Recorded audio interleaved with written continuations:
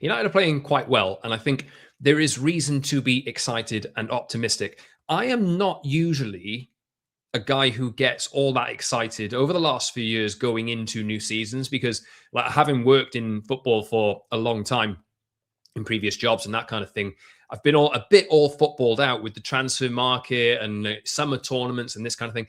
And United have been pretty useless for the most part of this last, 12, 13 years or whatever. But like, I'm genuinely excited to watch United this season. I really am. I think that's a bit of a difference for me. I just look at how the team is coming together. And yes, still acknowledging obviously that United do need to do transfer business in the next 2.5 weeks because the transfer window is closing soon. That'll be on us before we know it. The season obviously starts next weekend. But just generally looking at the squad, I think it's pretty well balanced with a hole or two, which is still obvious and outstanding. But in terms of the players that United have in the team at the moment and what they're trying to achieve in preseason, I really like what Michael Carrick is trying to do. And I think the players are buying into it as well. Now, we're seeing a common theme. I'm seeing people talk about this a lot inside Manchester United and through what they're targeting, through players that they're buying and new players coming in. Line breaking passes. Line breaking passes is something that just keeps coming up, keeps coming up, keeps coming up. And I think it's going to be a key thing that we see out of Manchester United this year. I said the other day on a pod with Adam, I think, that I don't like to see possession for the sake of possession. And I think that's maybe been a criticism of Michael Carrick at Middlesbrough previously as well, that he would keep the ball a little too much. But it's coming across to me that this Manchester United and what it's going to be is not going to be a team that keeps possession for the sake of keeping possession. Keeping possession is an important thing, but it's about what you do with the ball. And line breaking passes is going to be the thing that breaks down low blocks. It's going to be how United turn defense to attack. And there are now players in this team that can do that. And that was another trait that, again, I spotted on this night against Leeds at Croke Park, which was really cool, by the way, to see that there was a football game being played at Croke Park. But United have signed two players in their midfield that you can see what they bring to the team already. They can keep possession, they can keep it ticking over, they can pass it sideways, they can pop it off, take it back, and move the ball to another part of the pitch. But what they can also do, Andre Santos in particular here, it was his pass forward that led United to getting up the pitch and I think creating a chance. I can't remember exactly which one it was, but I saw that example to me of the purposeful football that Manchester United are playing in pre-season and are probably going to be looking to play over the course of the season ahead. Santos is making a huge difference. He's had lots of minutes in pre-season. He joined like right on the cusp of pre-season actually starting, got into the team straight away and has played in every pre-season game so far. I really like what we're seeing from him. 22 years old, obviously. And this is a guy that seems to really enjoy getting on the ball and dictating it. His positioning is really good. What he does on the ball makes a big difference to the team as well. They've added him to the unit and Tielemans as well, who's not had too many minutes so far, given he was out of the World Cup. He did an interview, actually. He's done some interviews over the last 24, 48 hours or so with quotes coming out from him that maybe I'll cover on another episode. But we know what Tielemans brings. We know what Andre Santos is going to bring based on what we've seen of him over the last 5 games or so. And this makes a huge difference to the team. What I want to see is United getting into dangerous areas, having midfielders and even defenders, which I'll get onto in a second, passing the ball through the lines, breaking the midfield line, and getting dangerous players in their attack into dangerous areas. And United have quality up front as well. We'll see if Marcus Rashford is going to stay around. But what you want is Matheus Cunha getting on the ball between the defense and the midfield. What you want is Amad Diallo getting on the ball out wide and isolating defenders one-on-one. You want Bryan Mbeumo in that space as well, because there are some things that Bryan Mbeumo isn't particularly too sharp at, but what he does have is a cutting edge. He really does. And he's starting to show over the course of preseason that he's really up for this new season to come as well. But like I mentioned the defenders, I saw Lenny Yoro, I saw Diogo Dalot last night purposely making passes out of the defense, breaking through lines. And that is something that is a common theme of the preseason so far. And the more players you have that are brave enough to be able to do that, I've mentioned Tielemans, I've mentioned Santos, but if you've got more defenders than, say, Licha Martinez, who is able and brave enough and accurate enough to do that as well, this Manchester United team and what they can do is you're going to see a completely different team. It's going to make them a lot more dangerous. It is a risky strategy, but, Michael Carrick himself was a really good footballer, one of the best midfielders of his generation. He just didn't get a lot of love in the moment because of the midfielders that he was in England playing with. Scholes, Lampard, Gerrard are the kind of players that got a lot of the hype around that moment in time. But Carrick himself was obviously famous for how good he was on the ball and what he could do with it, and especially passing it forward. You can see those characteristics from his game implemented into the Manchester United team. I think this is going to be a hallmark of this team moving forward through the season to come. The players have got to be brave enough in order to be able to make those passes. Sometimes they don't come off, and yes, you do run the risk of it coming right back at you. But the accuracy over the course of preseason so far with those passes has made a big difference to how United attack. And it's fun, it's entertaining. Hopefully that is going to lead to a lot of goals for Manchester United in the season to come. It's good to see. It is good to see. It's making me excited for the season to come. You've got a lot of players who are at different stages of their preseason development, and with the holidays coming at different times for different players, it's a case of getting all of those players into the process as soon as you can. But you just look at the players that United didn't have on the night. Rashford is back in the camp. Kobbie Mainoo, Licha Martinez, Shea Lacey, Benjamin Sesko, Harry Maguire. These are all players that weren't even in the matchday squad for this game. There's a lot of quality to add into this team as well, which is making me excited. Obviously, we do hope that United stay relatively injury-free over the course of the season. And of course, they do need to add more players to this. But I'm just feeling positive. Talked about the timeline that United have in terms of where they have wanted to go to where they are aiming to get to by the 150th anniversary, 2028. They want to go and win the league. In terms of what I'm feeling at the moment, I think United are... Well, I'm not saying they're going to win the league in the next 2 years, but I'm feeling like they're on track to at least be able to compete over the course of the season to come, providing they stay relatively injury-free and they add those extra 2 players or extra 3 players or whatever it is. It just seems like there's now a confidence in the camp. And I saw Nous Mazraoui doing a lot of press after the game. He said in one of his interviews that this is a big club. We need to win trophies. That's the expectation. We're going to set those expectations. And players like that, who's been at the likes of Bayern Munich before, he's used to doing that as well. That's what Manchester United should be after, competing to win trophies. I'm more confident now that we won't see such a drastic drop-off. We've had moments in time in the past where United have gone into seasons, I'm thinking 5 years ago, where there's been a lot of excitement. And could this be the year where we challenge for the league? Could this be the year where we do it? And then the fall from that point has been so drastic. But what United have done is build quality in depth. If you rotate, for example, Mazraoui or Dalot or Tielemans or Mainoo or Mbeumo or Ahmad on the right side, or you play somebody alternative through to Benjamin Sesko in the central striking area, the drop-off isn't too bad. And I think United have done a good job at padding out that squad to be able to get them to compete on all fronts. Like I say, they still need more players, but let me know your thoughts on how you're feeling ahead of the new season. I will do a season preview for United to come, where I'm going to talk about expectations and what my hopes are in a bit more detail. I think maybe Sunday or Monday that'll probably come out. But after preseason, after the Amorim game and this kind of thing. But yes, let me know your thoughts ahead of that as well, because I'm feeling positive. And it's easy to get downtrodden with how United haven't done as much business as we'd have wanted them to yet. You just look at what the team are and look at what the team is doing, and you then consider if they add another 2 players to this, where United could actually go. Still 2.5 weeks. They need to spend money, absolutely. But on the face of it, I think the squad's in a pretty good place. Let me know your thoughts, though, and that episode will be coming out pretty soon. Bryan Mbeumo, just a note on him, looks electric, and I am going to find a way to put him into my FPL team for the season ahead. He's at 8 million. He's had a lot of minutes in preseason, scored a few goals and contributions to goals over the last few games.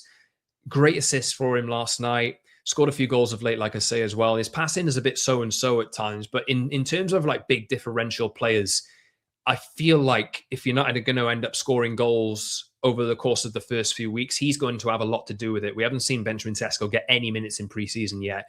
So I would make it pretty likely that Bryan Mbeumo is going to be the guy that is playing at centre forward for the first few weeks at least.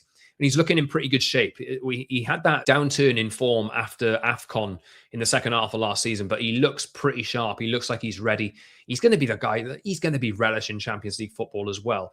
So I think he'll start the season up top. I fancy him to get a few goals in the early part of the season as well. I'm just excited by him. Like I say, great assist for him, for Joshua Zirkzee, who is he's doing a bit of this thing. I mentioned it on the podcast after a preseason friendly a week or so ago, that I'm getting like preseason Pirlo vibes from him. I know it's a different position, and Andreas Pereira is kind of the great example of preseason Pirlo. Mason Mount was actually that a few weeks ago as well, but he's obviously got that injury. I didn't even mention that he's another player to come back into this as well if he gets fit again. But Zirkzee is just in that number 10 role, is looking quite effective. If he's got runners around him, if he's got activity around him, he's got the close control and the ability to look a much better player than we have seen him over the course of his first 2 years at United. It's a really difficult thing with him because you don't know exactly where he should play. And he's not going to start in the 10 over, say, Bruno Fernandes or anything like that. But it is another option that you do have. And if he's on it, then there's a real player in there. Now, Fabrizio Romano has done an update on Joshua Zirkzee in one of a new video that he's put out on Thursday morning. We don't know if Joshua Zirkzee is going to stay yet. As it stands, it's looking 50-50, I would say. Like, Juventus are the main team that are interested in him. As he has put across, the guy who was trying to sign Zirkzee for Roma back in January is now at Juventus and trying to do the same thing for Juventus. But the condition is that Juventus need to sell a player first in order to put a bid down on Joshua Zirkzee. United aren't going to do a loan with an option. And I said that that would probably be the case like a week or so ago. I can't see why they would do it. They would need that guarantee or relative guarantee that they would be getting the money for Zirkzee, or they'd be looking to sell him permanently because of the flexibility that would give them in the market. I do still think that United do need a proper centre forward. Seeing Dominic Calvert-Lewin on the other side is just a reminder of like what a player like that can do. Not saying actually sign Calvert-Lewin or whatever, but you know what I mean. The kind of profile of player, the difficult guy to kind of deal with, the physical guy to kind of deal with. But Zirkzee, I don't know what's going to happen with him, but it just goes to show that there is a player in there, right? And look, the last time I mentioned this, people were like, what do you see in him, Scott? What do you see in him? He has to go. And I'm sure that he will revert to type if he does stay at United, and we'll be having the same conversation about him in a few weeks' time if he doesn't leave. But there is a player in there. There is potential in there. And if Juventus don't sell a player, will he end up staying? And will United actually end up signing a striker? I don't know. It's not the way that I would like to go. But if Zirkzee does stay and keep up the kind of performances that he's been putting in preseason in competitive action, then I think he could be an asset to United moving forward. Like I still think that United will try and shift him on. But it's 50-50 at the moment, like I say. So who knows what's going to happen? A couple of other notes. Harry Maas I've already mentioned. Do you think he's good enough? That's a question I would like you to let me know in the comment section, because I put it out on social media last night that I feel like in the first half, especially, some of the stuff that Harry Maas does and some of the like physical engagements that he has and the tackles that he makes and his ability on the ball, I think there are times where I thought that Harry Maas could actually do a job. I'm not saying that he should be the understudy to Luke Shaw, because that is ultimately way, way too risky. But I think there is a player in there who could play at a good level. That's what I was getting at on social media. But people are very, very split on him. It was interesting to see that, like, he had a relatively good first half, I thought. And then at the start of the second half, there was a bigger threat from Leeds down that side. And you could see that they were getting in with relative ease down there. And I looked a little bit like an idiot because I framed my tweet in the wrong way. But that's just what it is, right? That's just the case of social media. But let me know your thoughts on Harry Maas, because I think United will ultimately still look to shift him on, whether that's on a permanent deal or whether that's on a loan. And I do still think that they'll sign a left back before the end of the transfer window. They simply have to, for me. But we are none the wiser at the moment to knowing who that is. Lewis Skelly and Lewis Hall, that speculation isn't going away at the moment. But Tynan Thompson is another player that we got to see a first glimpse of, first impressions on him. Good close control. You can see exactly what he's about. Good ability to kind of manipulate the ball and take it where he wants it. I think there was a couple of times where he got a reminder hit or an introduction to, hey, this is the physical level you're going to have to expect and deal with. So you need to, hold yourself up a little bit better, maybe bulk out a little bit to be able to deal with that physical level if you're going to get Premier League minutes. But, he's good on the ball, was brave enough to cut inside and take a shot on at one point as well. And it was good to see him get a first take on playing for Manchester United, given the number 27 shirt too. In terms of number changes, Sene Lammens has been given the number 1, as we widely expected. And he made a big save. It's just good to have him back. It really is. Having seen, Tom Heaton not looking too sharp in preseason. Will we see him playing again for United with the hamstring injury he picked up a week or so ago? Who knows? But Lammers is going to get a fair old chunk of the minutes. Carl Darlow, as yet, not seen in a United shirt, but Lammers is going to be the guy. He's going to be the number one. Made one big save, like I say, and it's thoroughly deserved for him to get that number one shirt after the season that he put in last year and the difference that he made to this United team. I said at the time that after Lammers had a few games compared to what we were seeing out of Onana and Bayendier at the time, that he's changed lives. And I'm not over-egging that. He's changed lives. Senne Lammers, just by coming in and collecting crosses or making big saves or making him an authority in the box has changed lives. It's changed Manchester United in general. And he made some mistakes last season, but I'm hoping he's going to get them out of the system or has got them out of the system and he can just get back into being that common influence in the box for United. There's a couple of other notes as well. I did mention at the top of the show that the goal that Leeds scored was probably came about through Tyler Fletcher losing the ball. And inevitably you do see that there is largely unfair criticism coming the way of, I think, both Fletcher brothers, actually. Jack Fletcher scored in the shootout, it was a great penalty, by the way. But I think just for my word on this, I've already mentioned it. You can think that both of them are not ready. You can think that both of them should be, either spending time with the 21s or sent out on loan this season. But you shouldn't cross a line and make the criticism too over the top. And I feel with social media nowadays, people can just say whatever the hell they want without actually thinking of where that is going and thinking of having players themselves probably going online and seeing this kind of criticism that they're getting. It's been a big thing for me for a number of years now, how people deal with or how people actually conduct themselves on social media, given the access that these players themselves have to social media. We've seen it on TalkSport the other day, actually, where this is not a United-related thing, but I think Jamie O'Hara was talking about how the Dwight McNeil and Brennan Johnson transfer was an exchange of crap or whatever, and Brennan Johnson actually replied saying he'd won more than Jamie O'Hara and Gabby Agbonlahor combined, and now that's something that they can just run along with over the next, however long it's going to be. But this is the kind of thing, and this is the kind of access that these players have. And if you're younger players, if you're not Brennan Johnson's age, if you're 19, 18 years old or something like that, then these players are going to have a big chance of seeing some of the criticism that they're getting. And it's going to potentially impact how they express themselves on the pitch. So it's not a good thing. It's fine, I think, to say that both of the Fletcher twins are maybe not quite ready for first team regularity at Manchester United yet. I certainly feel like that. But people really need to have a think about how they are wording messages and what they're saying, because there's stuff that people say on social media that you wouldn't dare say to someone's face that just goes out there.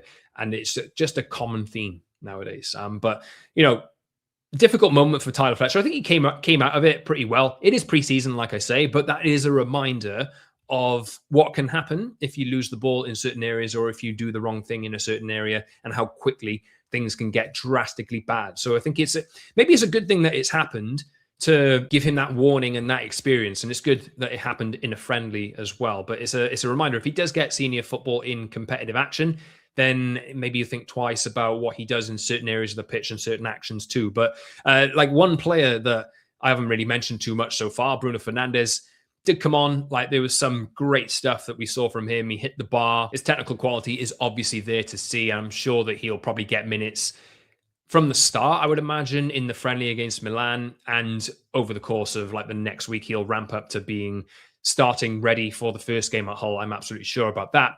But the penalty that he took, I think he was maybe just a bit too relaxed. He laughed it off, sent it wide, did his little stutter and pause, and put it wide. I think it surprised himself. But hey, again, talking about reminders in preseason friendlies, you need to be locked in, right? And I think that's a reminder for the captain of the team that is the case. I know I'm not questioning Bruno's professional attitude or anything like that, but it's a reminder for him that, hey, you need to just switch it on. But Marcus Rashford is the final topic that I will talk about here, because Michael Carrick has had some comments on him. He was asked about what's going to happen with him. He said, he's our player. He's come back great. He's just like any other player. I've known him for a long time, and he gives us something a little bit different. We're looking forward to the start of the season. Now, there's no indications yet about whether Rashford will stay or not, but I've known him a long time, and he gives us something a little bit different is part of the reason why I feel there is upside to keeping him, as I've explained on some episodes that I've done over the last few weeks in terms of whether United should keep Rashford or not. Wouldn't surprise me if there is a late twist in this, but at the moment, I'm expecting that he'll stay. He's not going to go to Turkey. He's not going to go to Saudi Arabia. There aren't really many European clubs out there that are going to come in for him at the moment. Now, could there be a Premier League offer that comes in at some point? I don't know. But as it stands, I talked about 50-50 with Zirkzee earlier. It's looking 75-25, maybe 80-20 for me that Rashford stays. Maybe even less than that at the moment because I just don't see where he goes. But that's the attitude that I want to see out of Carrick.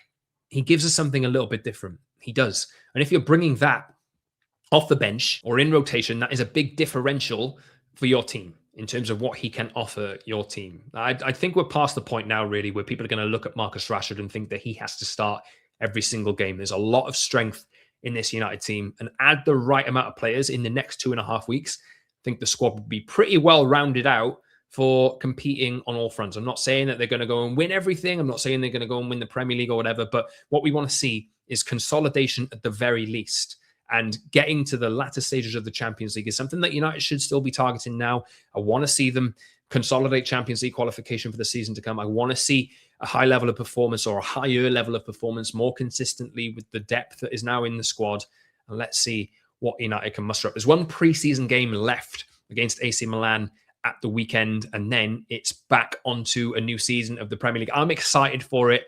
Let me know your thoughts. Are you excited for it? I'm feeling positive. I really am. And let's see how long that lasts, eh? But generally, there's been a lot of reasons down the years to not feel optimistic ahead of a new season.